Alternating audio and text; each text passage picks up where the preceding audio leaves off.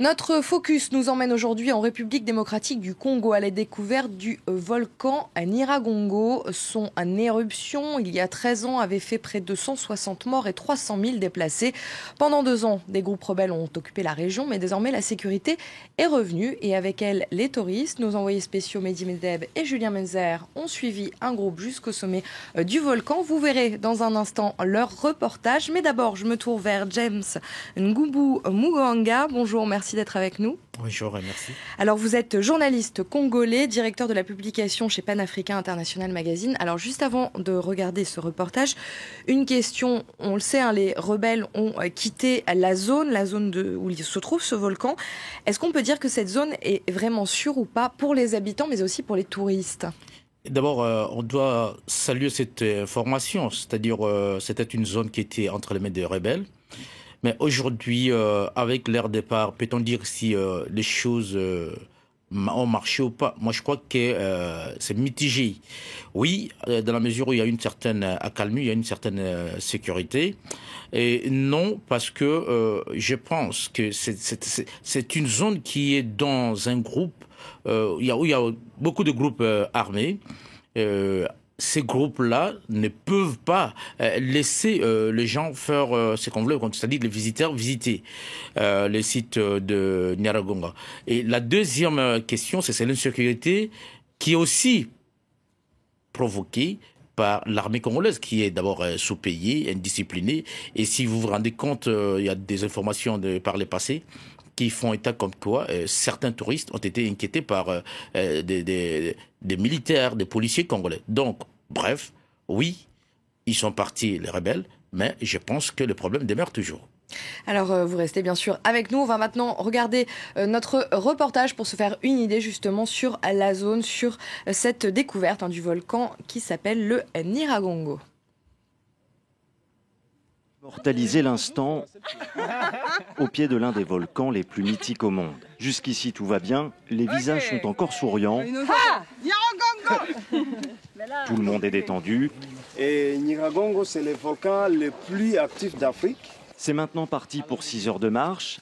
Atteindre le sommet à 3400 mètres d'altitude n'est pas une partie de plaisir. L'ascension est continue, 1500 mètres de dénivelé sur de la pierre volcanique, assez traître avec les chevilles. Au bout d'une heure, la fatigue se ressent déjà. Il y a encore 6 mois, à la place des touristes, c'étaient les rebelles qui arpentaient ce qui était alors une zone de non-droit. Mais en à peine 3 mois, les miliciens ont été chassés. Depuis, c'est grâce à ces hommes, les rangers congolais gardiens du volcan, que les touristes peuvent redécouvrir le joyau du parc des Virunga. Des amis m'ont informé que le parc national était à nouveau ouvert aux visiteurs. Ils s'y sont rendus un peu avant Noël et ils étaient enchantés par ce voyage. Alors j'ai décidé de m'y rendre sans plus attendre. C'est facile d'accès, notamment pour les expatriés qui travaillent à Kigali au Rwanda, et c'est l'occasion d'avoir une expérience agréable en RDC. Cette escorte armée rappelle que la menace existe toujours, car pendant 2 ans, le volcan Nyiragongo a été occupé par différents groupes rebelles.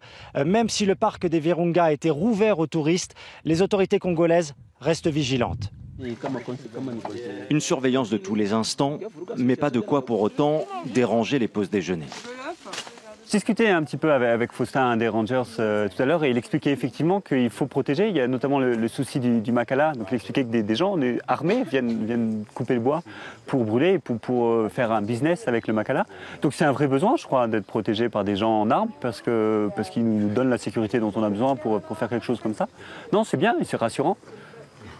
Les trafiquants de charbon de bois, le Makala, sont devenus aujourd'hui la principale inquiétude des rangers. Malgré les patrouilles et une zone totalement sécurisée dans un rayon de 5 km, les gardes du parc reconnaissent que le risque zéro n'existe pas. Ça a commencé, l'éruption de 2010.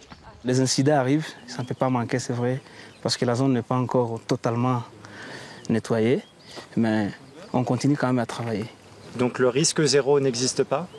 Non, pour le moment je ne peux pas vous rassurer, mais pour le moment on sent quand même, parce qu'il y a les touristes qui viennent, donc il y a la sécurité. Parce que depuis le mois passé, on n'a pas encore enregistré un incident. Dernier mètre dans un paysage lunaire où l'oxygène se fait rare. Le volcan et son lac de lave, immense, se dévoilent enfin. Ah, c'est dingue, hein. Sincèrement, c'est absolument... Tu te rends compte le bruit que ça fait, quoi?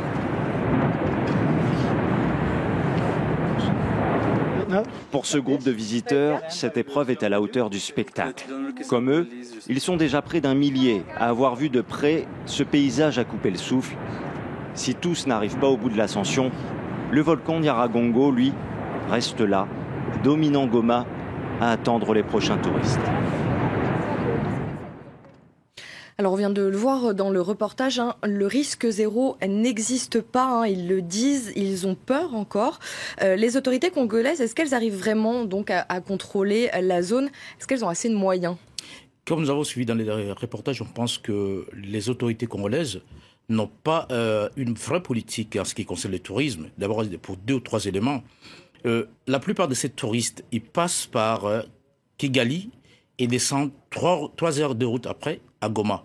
Or, s'il y avait une très bonne politique, je pense qu'à l'époque du Zaïre, il y avait des avions directs Kinshasa-Goma. Donc la compagnie aérienne nationale existait.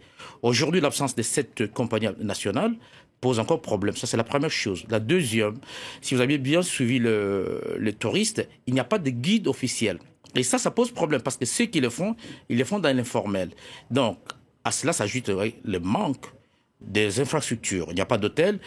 Pour y accéder, c'est un peu difficile. Et Goma, une ville hormis les rébellions, mais il y a aussi cette insécurité. Et en dehors de cette insécurité, je pense que le gouvernement congolais gagnerait s'il y avait une vraie politique sur le plan touristique. Et enfin, les touristes ne peuvent pas se déplacer si l'atmosphère politique, l'environnement politique n'est pas favorable. Donc, personne ne prendra ces risques. Donc, en gros, pour répondre, il y a encore beaucoup de choses à faire malgré le départ des rebelles dans cette zone-là.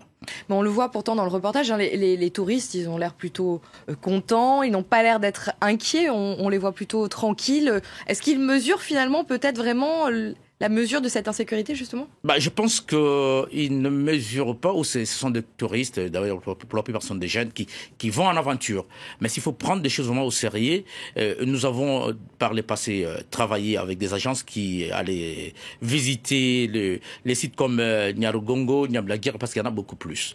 Et à l'époque, il y avait une sécurité, une vraie politique, des accompagnateurs, des guides qui, en dehors de ces mouvements, avaient au moins été encadrés par les politiques nationales.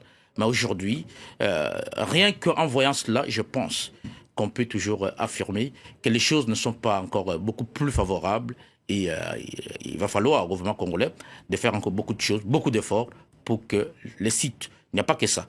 Le tourisme en RDC, il y a plein de parcs nationaux, il y a des sites tels que Nyamulagira et bien d'autres. Si vraiment il y avait une politique nationale, eh bien, je pense que la RDC peut en tirer profit sur le plan économique. Mais pourquoi les autorités congolaises ne profitent pas de ce tourisme, ne s'attardent pas plus à développer le tourisme? Tout simplement, je pense que parce qu'il y a d'abord le tourisme, elle est à l'abandon, et il y a des richesses minières qui sont beaucoup plus intéressantes pour les autorités congolaises, à mon avis. Il y a les diamants, l'or qu'il faut extraire. Et le tourisme a été relégué en dernière position. Donc c'est ça la difficulté et c'est ça qu'on doit déplorer pour le moment. Merci beaucoup James Ngoubou Muganga d'avoir été avec nous et d'avoir répondu à nos questions.